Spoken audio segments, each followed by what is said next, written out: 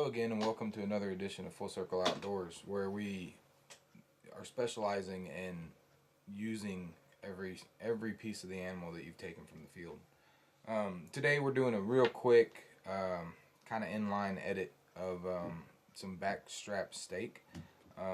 This is the only way we cook it at home, and you'll notice in the video that my wife and my 4 kids all participate in it and kind of have a good time with it. Because of that, it's very noisy when we were doing the videoing of it, so I'm going to just narrate it. But I hope that you enjoy it as much as we do.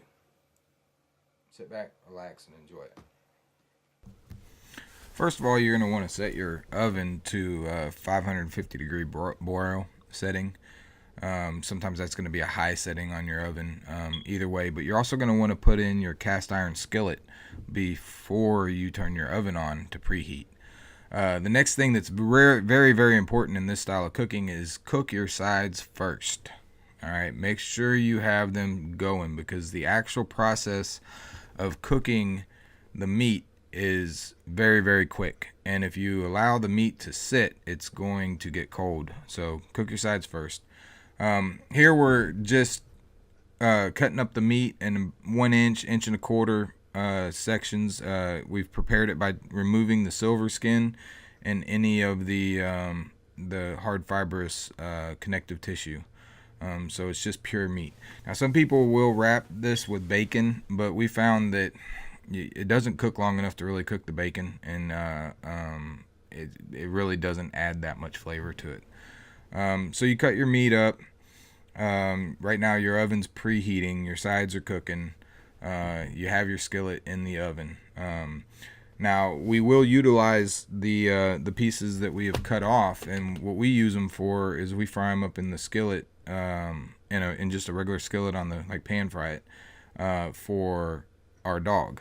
All right, and we'll kind of go through that process as this is all going.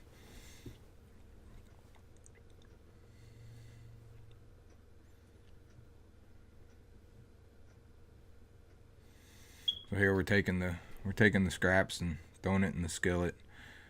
And that, again, that's just gonna be a simple pan fry. You don't really have to do any seasoning or anything else like that. But it's all good. It's all good protein for your dog or cat or whatever your pet is. So now we're getting ready to pre-season the meat. We use a Montreal steak seasoning. It's actually in a Montreal steak seasoning jar. We actually home make it, and that way we don't have all the nitrates and preservatives and whatnot in it, but we still utilize the same jar that we had bought from the store prior. You're going to liberally put this on, because a lot of this is going to fall off in the pan. Okay, so it's going to be to your taste, but I mean, you're going to see that we're going to put quite a bit of this stuff on here, and knowing that once it hits the grease in the pan, it's going to it's going to fall off. So not all of it, obviously, but quite a bit of it.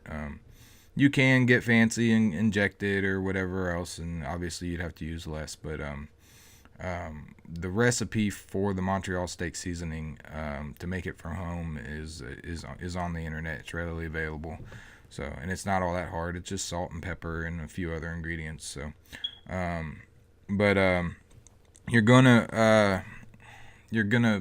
liberally apply it to both sides, and again, you're kind of monitoring your side dishes as you're doing this. We're having mashed potatoes and green beans with it, so.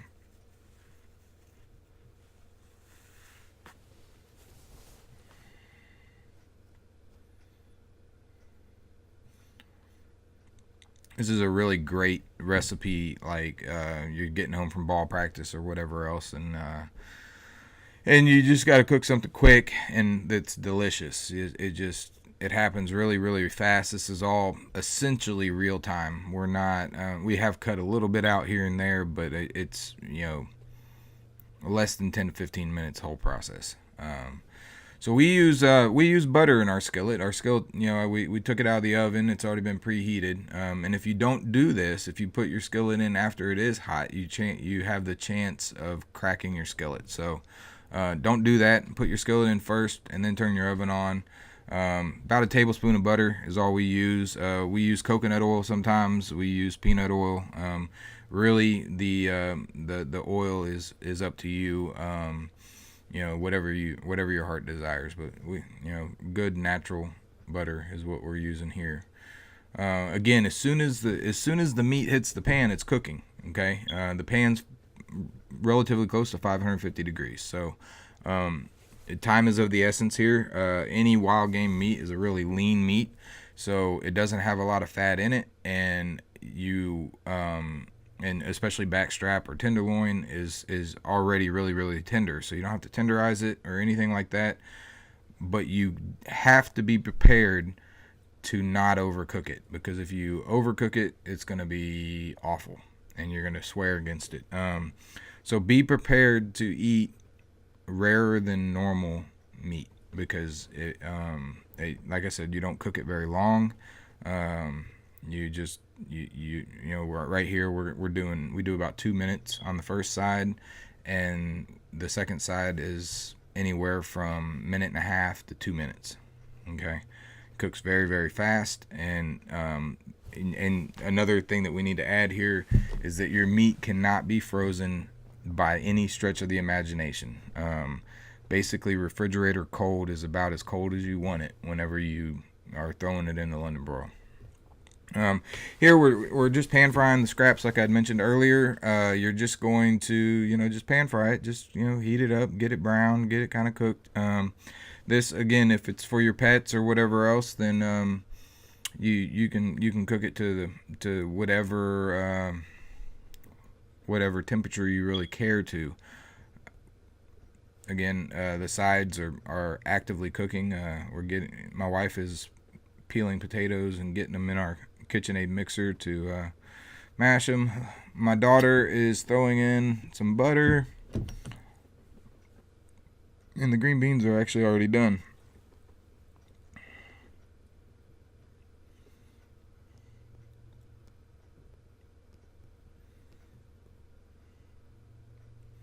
Yep, that's sanitary.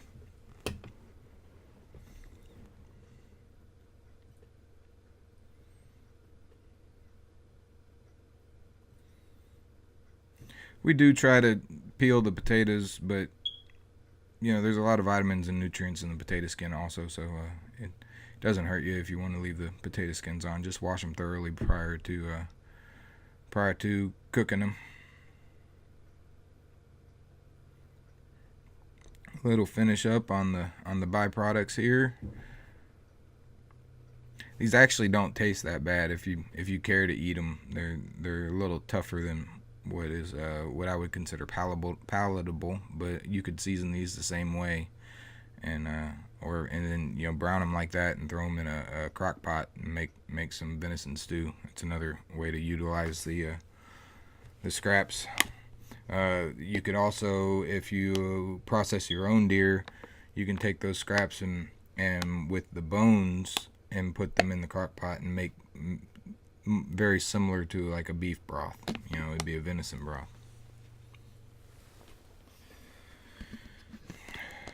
The absolutely only way to mash potatoes, in my opinion, is throw it in a KitchenAid mixer and put your large paddle on and let the mixer do all the work.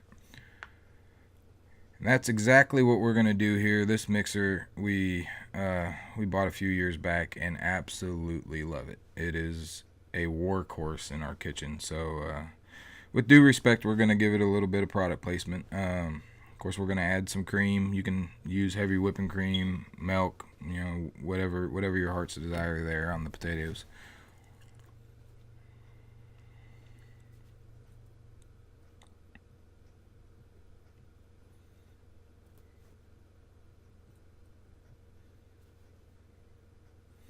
Again, you're going to mix them to your consistency, what you care to have. My wife likes really whipped potatoes. I personally am more of a lumpy potato type of guy.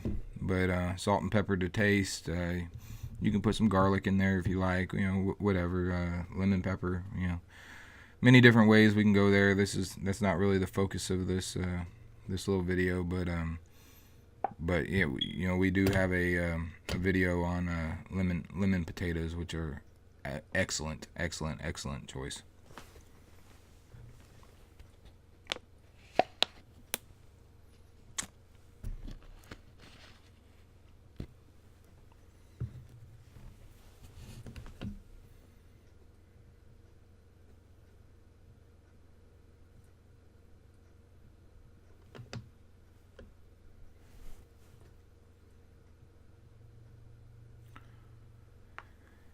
So finishing up potatoes here, and I've already flipped the steaks, and now we are cutting up the byproducts for the dog. And what we normally do with these is, we don't give them all to him at once. We, mix it in with his regular kibble, and it's just an added little top.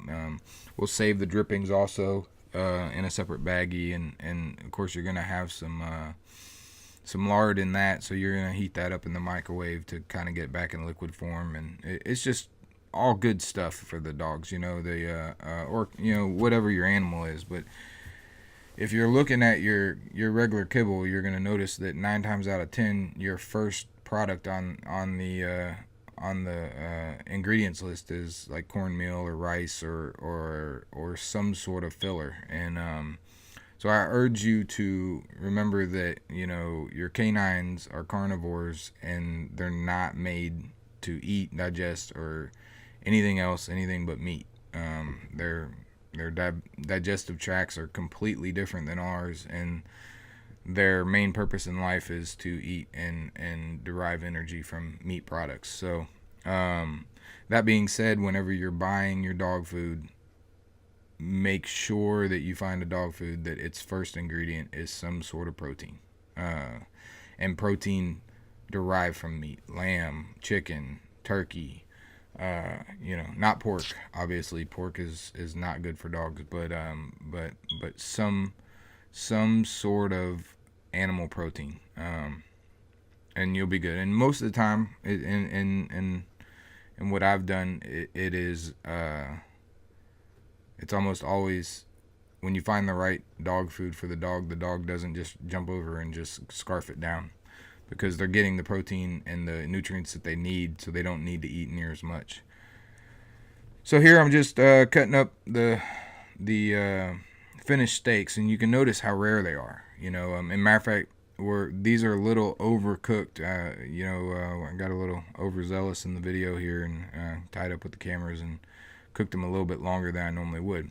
Now, I can't state this enough, that if you don't plate it immediately and serve it immediately, you will be eating cold steak, because it takes very little time to cook them, and it takes just about as little time for them to get cold. So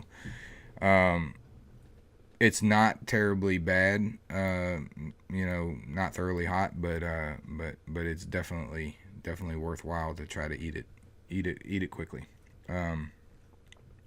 Here's the finished product. Like I said, this is a little short, quick hit video. Little mashed potatoes, green beans, and steak. So hope you all enjoyed it, and remember to like or share or subscribe to our videos so that we can derive some sort of funds from this and keep them coming. So again, hope you enjoyed it. Visit Full Circle Outdoors on YouTube, or www.houstonoutdoors.com for our website with our blog and our products and our recipes. Thanks again.